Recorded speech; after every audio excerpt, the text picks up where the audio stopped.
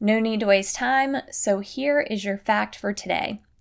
Did you know that the primary reason for losing customers and clients is due to a lack of emotional intelligence?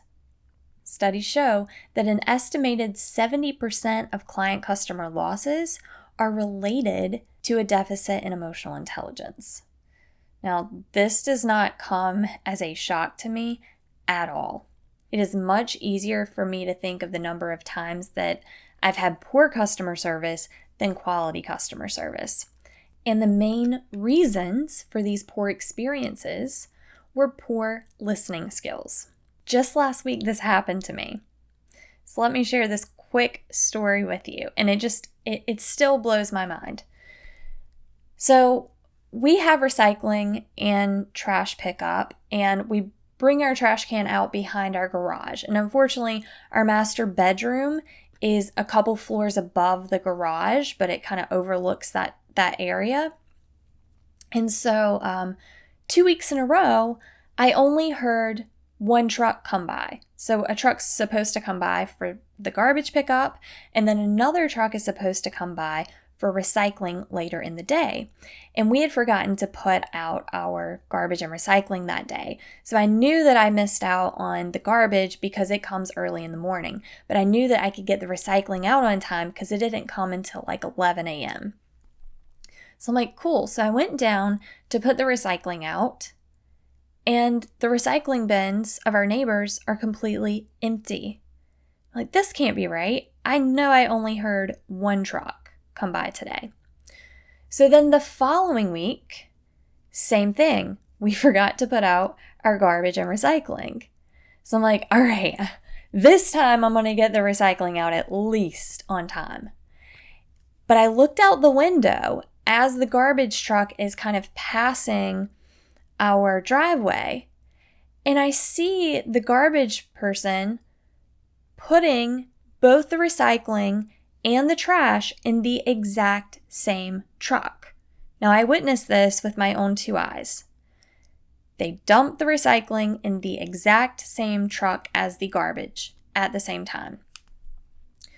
So this kind of infuriated me a little bit. I know infuriated is a strong word, but I recycle for a reason. And when I know that my recyclables are going into the garbage, it really upsets me because I don't want to contribute even more garbage than I already am. So I call the private-owned trash management company. And so the lady picks up, and I ask her why the recycling hadn't been picking up for the past 2 weeks and why they were dumping the recycling with the garbage. And I can understand how that may be confusing, without any additional detail. And she reassured me that even though the garbage truck and the recycling truck look the same, they're actually 2 different trucks. So they come by, do one pass for garbage, they come by a second time with a clean truck. I knew this, and I was telling her that for the past 2 weeks that didn't happen, that they put the recycling in the same truck as the garbage. So she's assuming, I guess, that it was just my recycling that ended up in the garbage. So then she proceeds to tell me that, well, if they find garbage placed in your recycling bin, they can't use that because it'll contaminate the rest of the truck, so they just dump it in the garbage truck. Makes total sense. I get that. Thanks for the clarification. So I realize on my end, I've got some holes in my message that I need to fill, which I call Swiss cheese communication. We have holes in our message. So I'm trying to fill these holes. And so I tell her, let me clarify, because I don't think I'm being clear in my message. I witnessed with my own 2 eyes the one garbage truck with the one garbage person take the recycling and the garbage of everyone and put it in the same truck. Now I'm expecting her to get it. I took ownership for her not understanding the first 2 times because I wasn't completely clear. I understand. But when she proceeds to tell me it's not the same truck, I say, ma'am, you're not understanding what I'm saying. I watched them with my eyes. I didn't hypothesize this. I watched them put the recycling and the garbage in the same truck at the same time. A second truck did not come and has not come for the past 2 weeks. Okay, ma'am, let me put you on hold and talk to the supervisor because he is the one who actually drives the truck. So let me talk to him and put you on hold. Is that okay? Yeah, sure. Go for it. She puts me on hold. She comes back. Now, this is where I start to get irritated. And I know why I'm getting irritated is because I don't feel like I'm being heard. A need is not being met. And that is for me to feel understood and to understand what's going on, right? That is awareness there. So I don't want to yell at her because I know that's going to make things worse. Although that's what I really want to do is just kind of shake her like, why don't you understand what I'm saying? It's not that hard. So this is what she told me.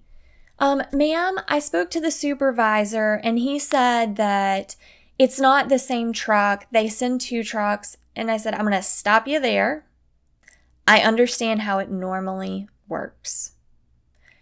It did not happen that way for the past 2 weeks. I am telling you what I witnessed. I am telling you they didn't do that. And I am asking why.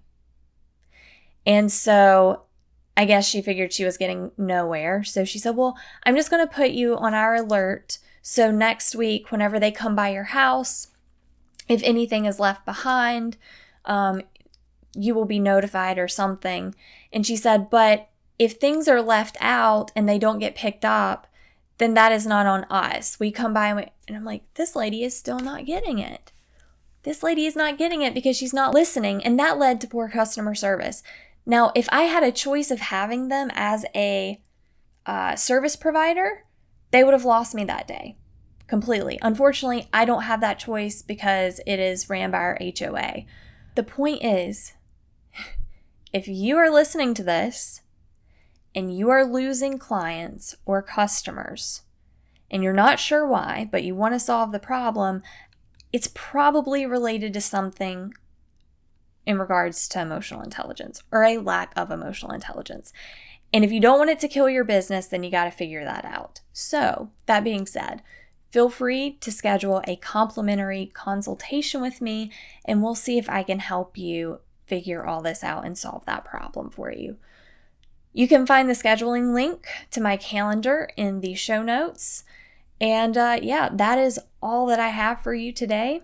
I hope you'll join me tomorrow for Inside the EQ Deficiency as we talk about how to find energy so that we can escape toxic feedback loops.